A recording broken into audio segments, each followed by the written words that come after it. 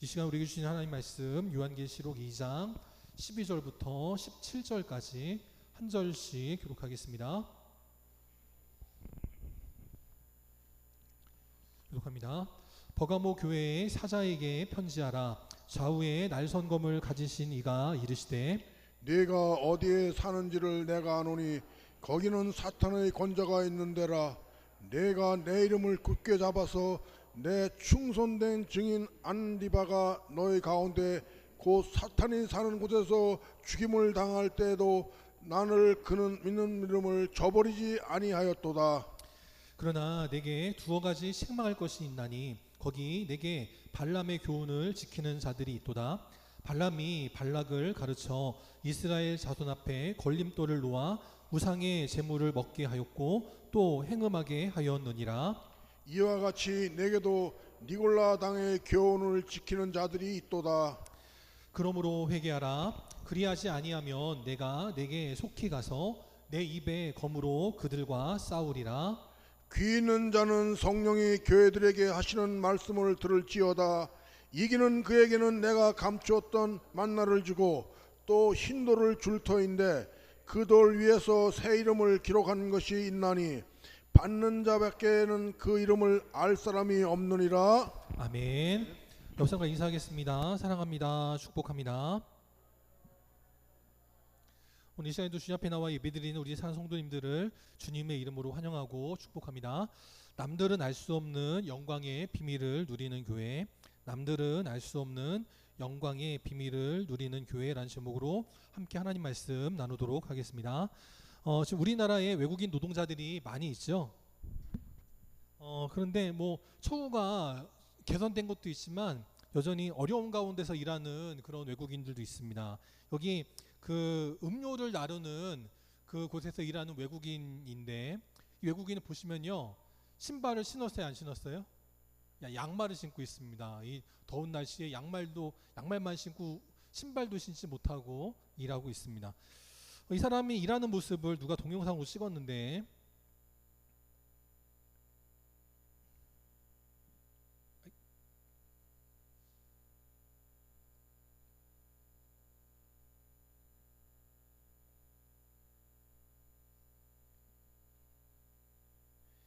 누가 동영상을 찍었는데 보겠습니다. 자세히 보면 뭐라고 말을 해요.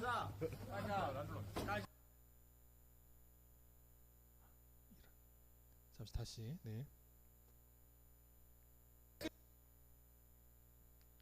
자.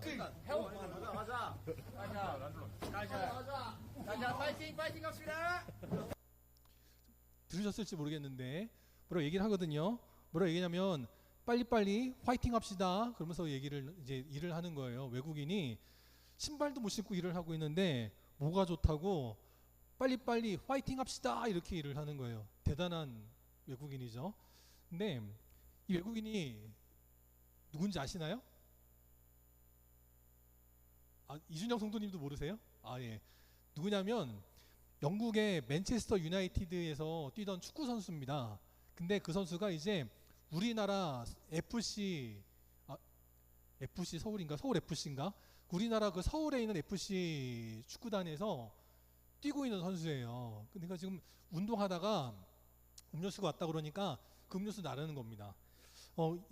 연봉이 한 20몇 억 되는데 연봉 20몇 억 받는 외국인 선수고요.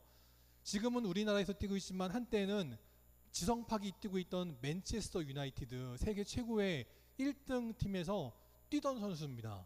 그럼 그런 선수가 우리나라 오면 저런 거 하고 싶어요? 안 하고 싶어요? 안 하고 싶겠죠. 근데 누구보다 열심히 하는 거예요. 대충대충 하지 않고 선수들이 대충대충 하는 것 같으니까 자 빨리빨리 파이팅 합시다 그러더라라는 거죠. 네. 아마 제가 설명드리지 않았다면 아마 그 여러분들은 그냥 진짜 아까 제가 처음에 말씀드린 것처럼 외국인 노동자인가 보다 했을 거예요. 그런데 알고 보면 아니구나 하는 거죠. 그러니까 알고 보는 것과 모르고 보는 건 다르다라는 겁니다. 오늘 말씀 17절에도 나왔지만 우리 영광교회 성도들도 남들은 그냥 교회지, 그냥 성도지, 그냥 신앙생활하는 거지, 남들은 그렇게 흘려보낼 수 있는 일들도 하나님의 은혜로 성령의 지혜로 눈이 활짝 열려 있어서 남들이 보지 못하는 것 볼 수 있는 지혜롭고 복된 믿음의 성도들이 다 될 수 있기를 주님의 이름으로 축원합니다.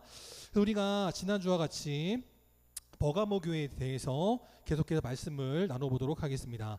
지난주는 버가모 교회를 향하신 주님의 칭찬과 격려에 대해서 말씀을 나누었습니다.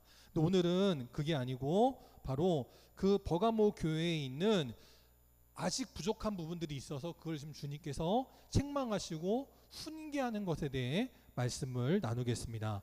14절 말씀해 보니까 주님께서 버가모 교회를 볼 때 그 사단의 권자가 있는 그 동아시아의 총독이 있는, 우리로 말하면 도지사와 같은 곳에서 우상이 판을 치는 곳에서도 열심히 신앙생활을 잘하고 있긴 하지만 그럼에도 불구하고 두어 가지 책망할 게 있다라고 말씀하면서 지적하시더라는 거예요.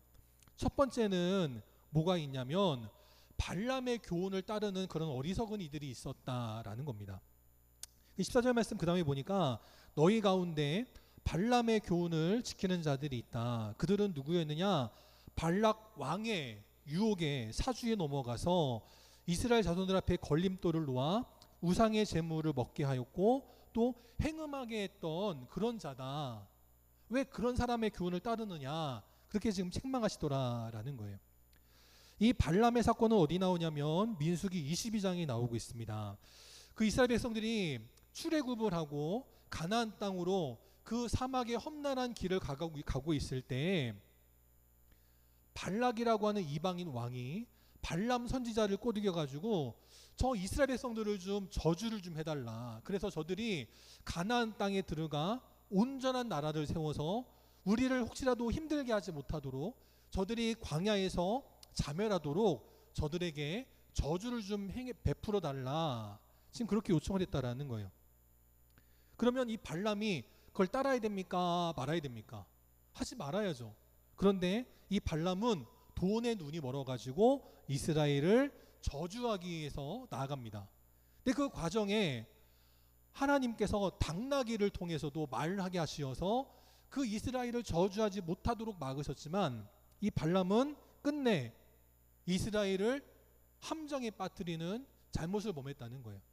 자기가 입을 열어서 이스라엘을 저주하려고 했지만 하나님이 그 입을 틀어막으셔서 자기의 입으로는 이스라엘을 저주하지 못하게 됐습니다.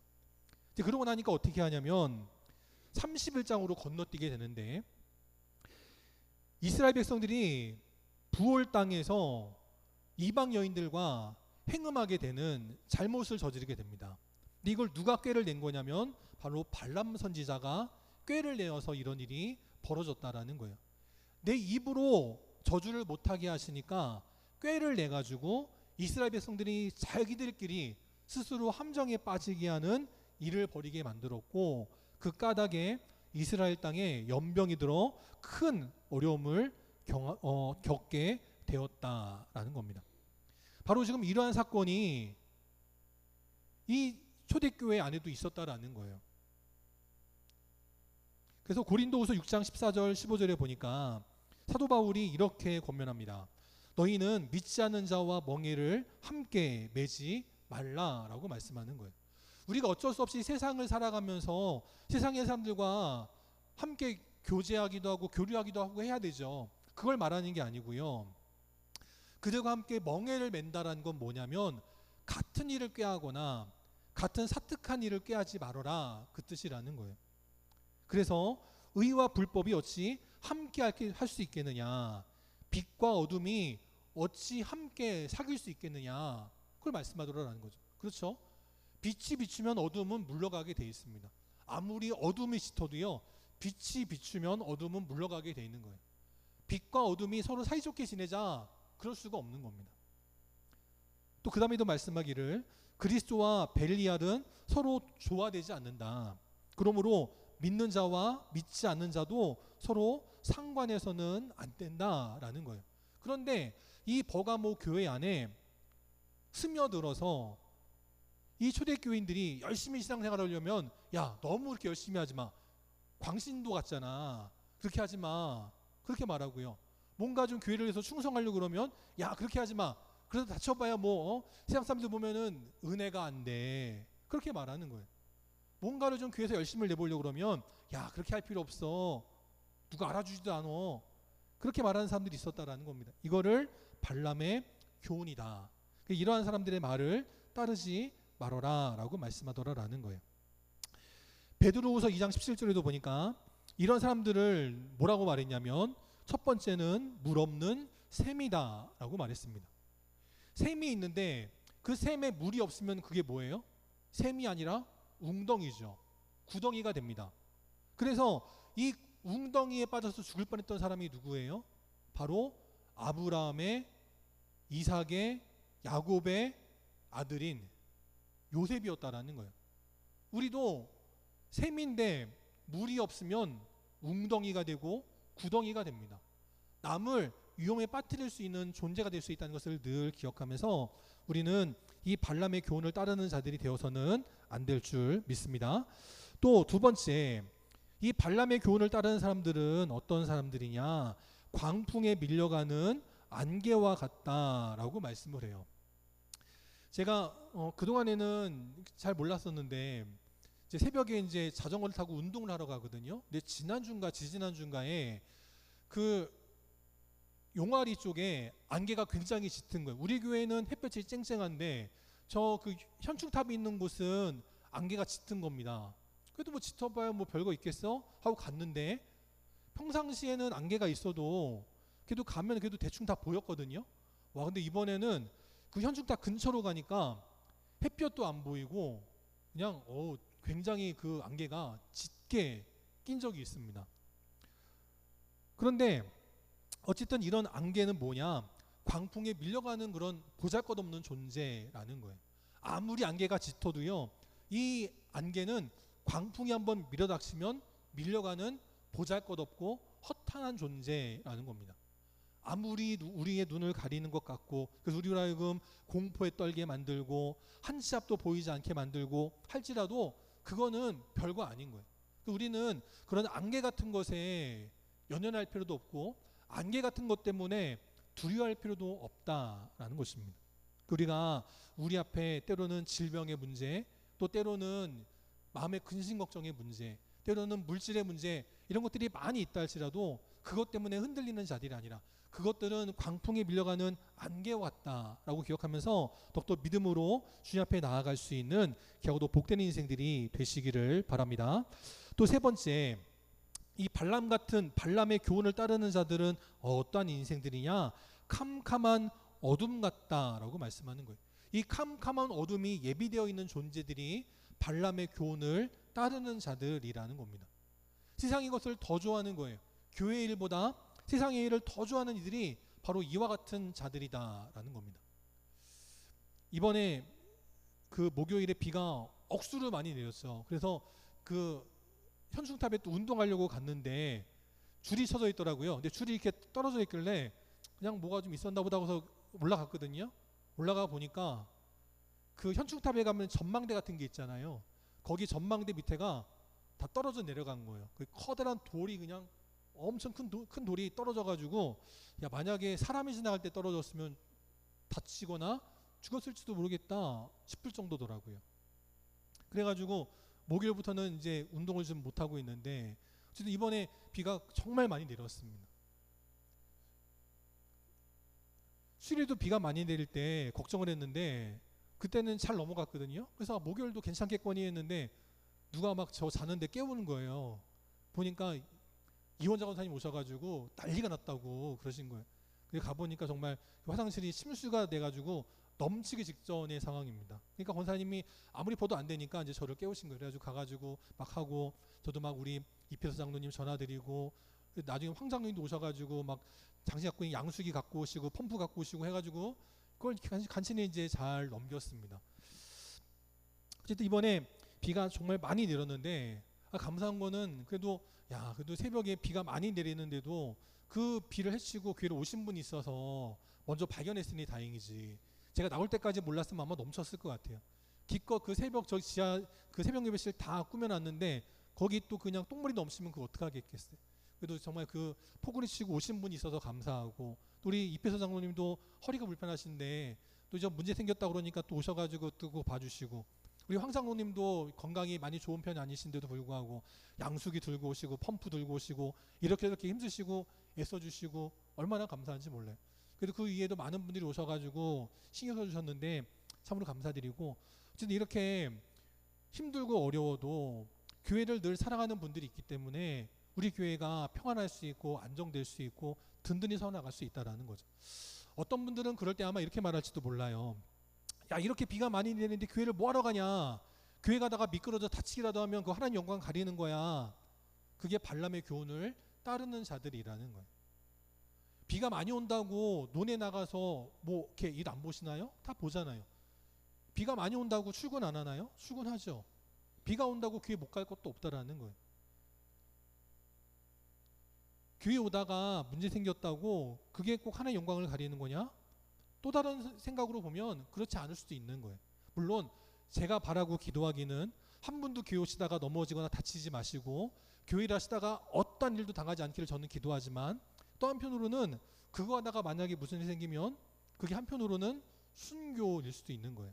그래서 우리가 세상의 말에 흔들리지 않고 오직 주의 일에 전념하여서, 오늘 주님께서 버가모 교회를 향하여 책망하실 때 발람의 교훈을 따르는 자들이다, 그들을 따르지 말아라 라고 하시는 그 교훈과 책망을 내 마음에 잘 새겨들어서 세상의 말이 아닌 주님 말씀에 순종하고 충성하여 교회를 세워나가는 우리 겨우도 복된 인생들이 다 되시기를 바랍니다.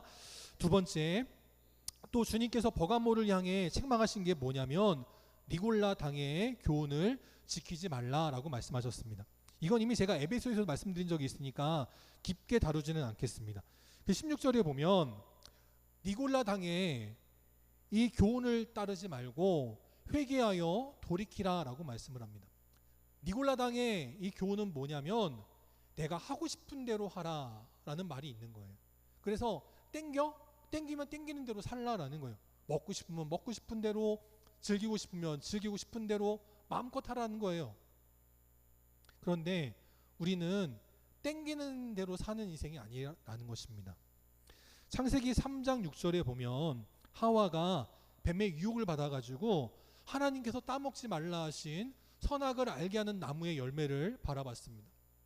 그랬더니 이 선악을 알게 하는 나무의 열매가 갑자기 뱀의 유혹을 받고 나서 쳐다보니까 그 전까지는 한 번도 그런 생각이 들지 않았는데 갑자기 먹음직도 하고 보암직도 하고 탐스럽기도 해서 따먹어야겠구나, 그런 생각이 들었다는 거예요.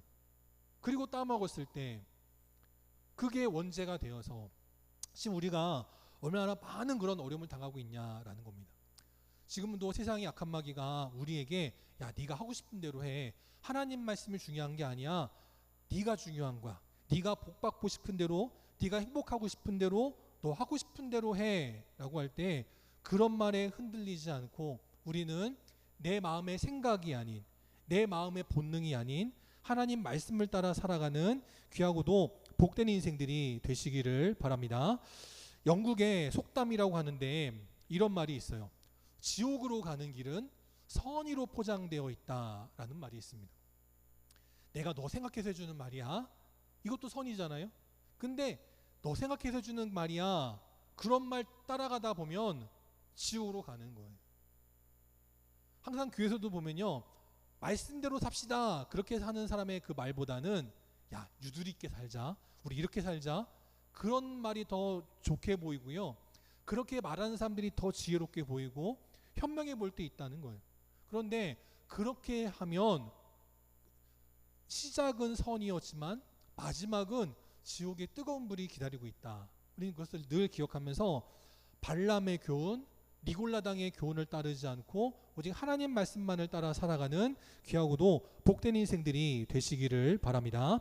그럴 때에 주님께서 주시는 책망, 교훈, 훈계, 그것에 마음 상하지 않고 주님 말씀대로 따라가는 자, 그래서 말씀으로 이기는 자에게 주시는 축복이 있다라는 거예요. 17절 말씀에도 보면 귀 있는 자는 성령이 교회들에게 하시는 말씀을 들을지어다 라고 말씀하셨습니다. 무슨 말씀이냐? 첫 번째, 이기는 그에게는 우리 주님께서 감추어뒀던 만나가 있는데 그 만나를 주시겠다라는 거예요. 이 만나는 언제 감추어졌습니까? 여호수아 5장 12절에 보면 이스라엘 백성들이 가나안 땅에 들어가서 농사를 짓고 농사 지은 끝에 수확물을 거두었을 때, 소산물을 거두어서 그걸 먹었을 때 그때 만나가 그쳤다라는 거예요. 가나안 땅에 들어갔으니 끝. 이제부터 니네가 알아서 먹고 살아 하지 않으시고 가나안 땅에 들어가서 농사를 짓고 나서 농사 지은 것이 수확이 될 때 그때까지도 하나님은 만나를 허락하여 주셨고 그 다음부터 만나를 그치게 하셔서 아무도 그 만나를 먹어본 사람이 없었다라는 거죠. 그런데 그 만나를 누구에게 주시느냐? 하나님 말씀을 듣고 하나님 말씀대로 싸워서 이기는 자에게 이 만나를 주시겠다라는 거예요. 이 만나는 뭐냐? 요한복음 6장에 보면 이렇게 말씀을 합니다. 하늘에서 내려온 살아있는 떡이다라고 말씀을 해요. 그리고 그 떡은 바로 누구냐? 우리 예수님이다라는 것입니다. 가나안 땅에 들어가기 전에 광야에서 맛보았던 그 만나는 먹어도 죽는 것이었습니다. 근데 이제 우리가 믿음으로 이기고 나서 주님께 받을 그 만나는 우리로 하여금 영생하게 하는 양식이 된다라고 말씀을 해요. 영광교회 성도들, 그래서 밥 먹어도 배는 꺼집니다. 밥 먹어도 누구나 죽을 수밖에 없어요. 그러나 우리가 믿음으로 이길 때 주님께 주시는 만나를 통하여 다시는 죽지 않고 믿음으로 살아가는 귀하고도 복된 인생들이 다 되시기를 바랍니다. 두 번째, 이기는 자에게 주시는 축복 무엇이 있느냐? 흰돌이 있다라는 거예요. 17절 말씀 마지막에 보니까 우리 주님께서 흰돌을 주시겠다라고 말씀을 해요. 우리는 보통 흰돌하면 뭐가 생각나세요? 흰돌하면 뭐가 생각납니까? 이제 바둑이 생각나시죠? 그래서 바둑에서 질 때 뭐 했다고 그래요? 흰돌을 던졌다 그렇게 말하잖아요. 근데 여기서 말하는 흰돌은 그게 아닙니다. 그래서 우리는 그래서 흰돌 그러면 항복인가? 그렇게 생각하는데 그게 아니고 이 흰돌은 뭐냐면 제사장이 품고 있었던 우림과 둠밈의 그 우림입니다. 하나님의 뜻을 구할 때 제사장이 기도를 드리고 나서 그 에봇의 품에 넣어가지고 돌을 하나 꺼냅니다. 그래서 검정색이 뽑히면 둠밈, 안돼, 거절의 뜻이고요. 흰색이 뽑히면 우림, 예스, 된다라는 뜻이라는 거예요.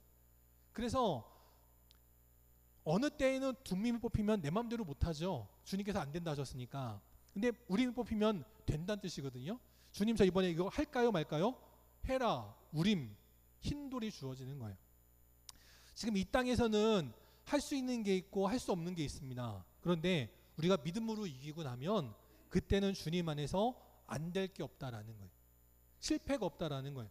둠밈이 없다는 겁니다. 이제는 주님 안에서 예스, 할 수 있다, 우림이 넘치는 흰돌의 인생이 되더라라고 말씀하는 거예요.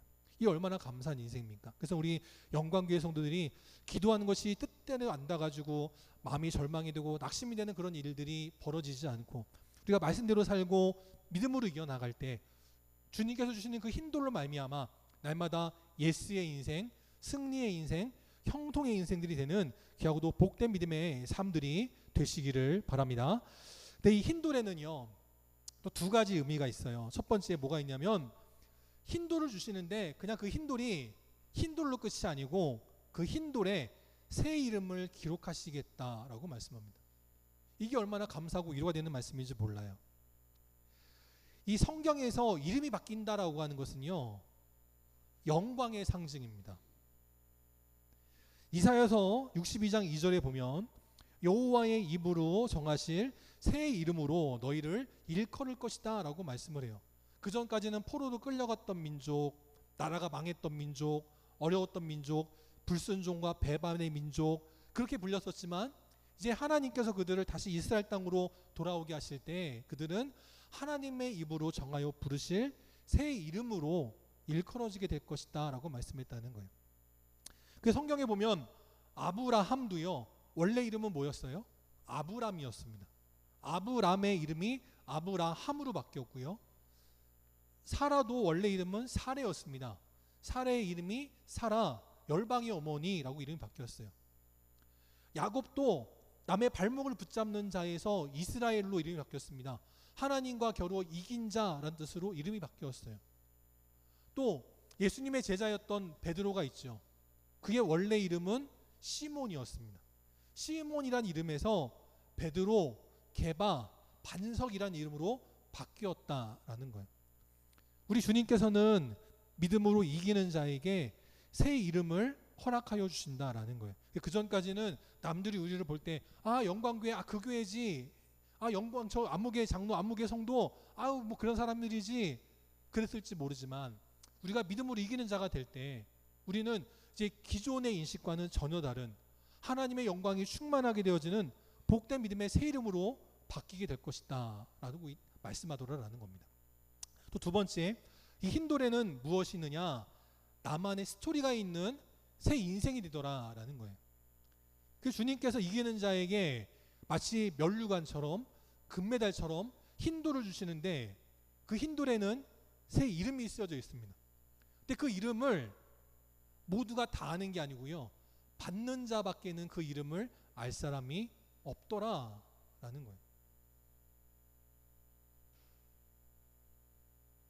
일종의 암호 같은 거죠. 그 연예인들 보면, 가수들 같은 경우는요, 새로운 노래를 발매할 때, 새로운 노래를 이제 발표할 때 안무, 춤을 준비를 합니다. 그러면 이 춤은요 바뀌지가 않아요. 그 노래가 가사가 바뀌지 않는 것처럼 춤도 한 번 딱 안무를 짜면 바뀌지가 않는다고 하더라고요. 그래서 그 가수들이 노래를 한 번 딱 발표를 하면 그 노래가 인기가 사그라들 때까지 똑같은 노래, 똑같은 춤을 반복해서 부르고 춤을 춰야 됩니다. 근데 어느 날 갑자기 아이돌 가운데 갑자기 춤을 추다가 그 전에 안 하던 행동을 할 때가 있어요. 그게 어느 때 그러냐면, 나중에 그 연예인들이 시간이 지난 뒤에 말해주는데, 자기가 몰래 연애할 때 그런 일을 하더라라는 거예요. 그 아이돌들은 공개적인 연애를 못하니까 내가 누구랑 사귈 때 신호를 주는 거예요. 내가 너 사랑하는 거 알지? 내가 이번에 노래 부르다가 이렇게 하면은 이거는 너한테 보내주는 거야. 비록 카메라가 있지만 이거는 너한테만 해주는 거야. 그렇게 알려주더라는 거예요. 그래서 그 가수가 평소에 안 하던 이 손가락 하트를 카메라 향해서 이렇게 딱 하면 팬들은 막 좋아하겠죠. 이번에 그 가수가 날 위해서 이렇게 해줬어. 근데 실제는 우리를 위해서 한 게 아니고 자기가 사귀던 누군가를 위해서 이렇게 한 거라는 거예요. 아니면 갑자기 손가락을 이렇게 딱 세 개를 펼쳐요. 그러면은 뭐 이것도 아니고 이것도 아니고 이거는 의미가 있는 거잖아요. 뭐냐면 3시에 우리 만나자, 그런 뜻이라는 거예요. 그러면 카메라를 향해서 이렇게 하면 이게 우리는 무슨 뜻인지 모르는데 그 사귀는 사람끼리는 야 3시에 우리 어디서 만나자, 그 뜻이 되더라라는 거예요. 이처럼 그 둘 사이에 정한 암호가 있으면 남들은 모르는 겁니다. 우리 하나님께서도 우리에게 그러한 암호를 주시겠다라는 거예요. 보아도 남들은 이게 뭐야 하겠지만 우리는 아는, 나만 아는 그런 믿음의 역사가 나타나게 되더라라는 거예요. 그래서 제가 오늘 27절 말씀을 묵상하면서 아까 그 준비 찬양할 때 불렀던 442장 저 장미꽃 위에 있을 그게 떠오르더라고요. 우리 서로 받은 그 기쁨은 알 사람이 있어요, 없어요? 없어요. 나 말고는 없어요. 우리 말고는 없습니다. 남들은 이 새벽에 비가 오는데 교회를 왜 가? 아니 아침에 비가 이렇게 쏟아지는데 교회를 왜 가? 근데 우리는 주님께로 받은 그 기쁨이 있잖아요. 그러니까 오는 거예요. 우리 영광교회 성도 가운데 혹시 아직도 우리 주님께서 주신 그 이름의 비밀을 알지 못하는 자가 있다면 올해 반드시 그 비밀을 알아가는 믿음의 성도들이 되시기를 바랍니다. 또한 이 돌을 받은 자 밖에는 그 이름을 알 사람이 없다, 이거는요 나만의 스토리라는 거예요. 그래서 제가 또 찬송 뭐가 떠올랐냐면 210장에 떠올랐습니다. 이 찬송 후렴 보면 이렇게 돼 있죠. 이것이 나의 간증이요, 이것이 나의 찬송일세, 나 사는 동안 끊임없이 구주를 찬송하리로다. 아멘. 남들은 모르는, 또 남들은 할 수 없는 나만의 간증이 있는 성도, 나만의 찬송이 있는 성도, 그 인생이 복이 있다라는 거예요. 우리 영광교회 성도들이 그냥 주일에 왔다가 가는 발걸음들 되지 마시고, 또 그냥 세상의 일에 그냥 바빠가지고 쉬어가지고 그냥 이렇게 저렇게 그냥 시간이 흘러가는 대로 살아가는 인생들 되지 마시고, 하나님 앞에 시간을 내고 하나님 앞에 열심을 내고 하나님 앞에 마음을 들여서 교회를 찾아오는 인생들, 믿음으로 살아갈 때 남들은 알 수 없는, 나만이 아는 간증이 있고, 나만이 부를 수 있는 찬송이 있고, 나만이 아는 기쁨이 있는 귀한 인생들이 다 되시기를 바랍니다. 요한복음 2장에 보면 가나의 혼인잔치가 있죠. 그때 혼인잔치에 포도주가 떨어졌습니다. 우리로 말하면 정말 무엇하고도 바꿀 수가 없는 난리가 벌어진 거예요. 그때 연회장은 물로 된 포도주를 맛볼 때 이렇게 맛있는 포도주가 어디서 나타났냐 놀랐습니다. 알 수 없었어요. 근데 누구만 알 수 있었냐면 주님 말씀에 순종하여 물을 떠온 하인들은 알더라 라고 말씀하고 있습니다. 세상에 누구도 하나님의 비밀을 알 수 없어요. 누구만 알 수 있냐? 주님 말씀에 순종하여 끝까지 믿음으로 싸워 이기는 자만 바로 하나님의 비밀을 알 수 있다라는 거죠. 우리 영광교회 하나님께서 귀한 비밀을 허락하실 때 그 비밀을 알고 누리는 겨우도 복된 성도들과 귀한 믿음의 가정들이 다 되어서, 믿음의 자녀들이 다 되어서 그렇게 날마다 주님과 동행할 때 결코 흔들리지 않고, 믿음이 변질되지 않고, 또 악한 마귀의 유혹에 넘어가지 않고 늘 믿음의 길, 복된 길, 승리의 길을 걸어가는 버가모 교회와 같은 믿음의 성도들이 다 될 수 있기를 주님의 이름으로 축원합니다. 다 함께 일어나셔서 찬송 288장 찬양하시고 축도로 예배 마치도록 하겠습니다. 찬송 288장 찬양하고 축도로 예배 마치겠습니다.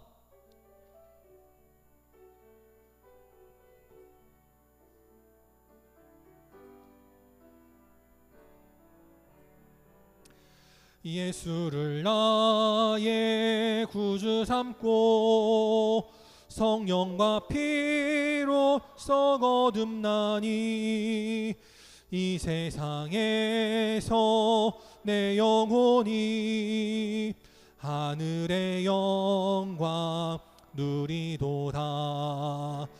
이것이 나의 간증이요, 이것이 나의 찬송일세.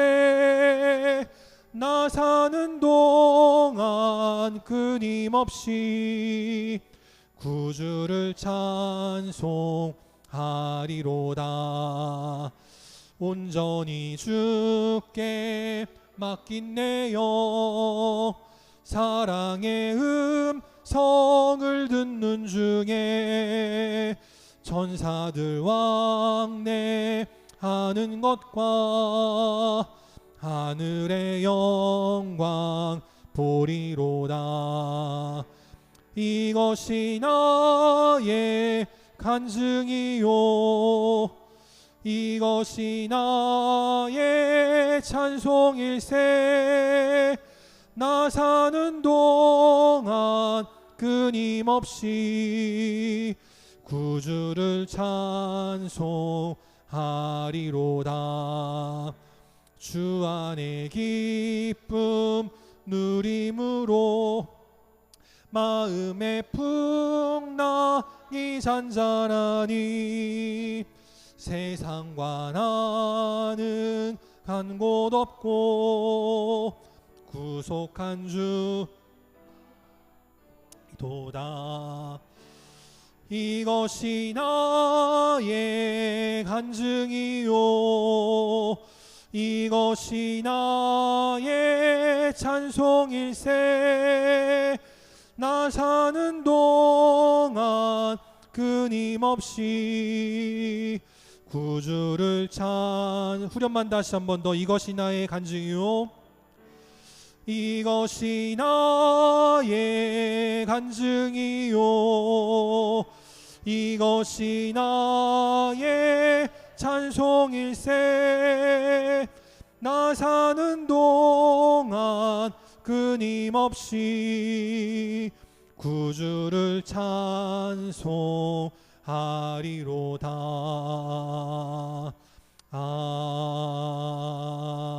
아멘. 다 함께 기도하시겠습니다.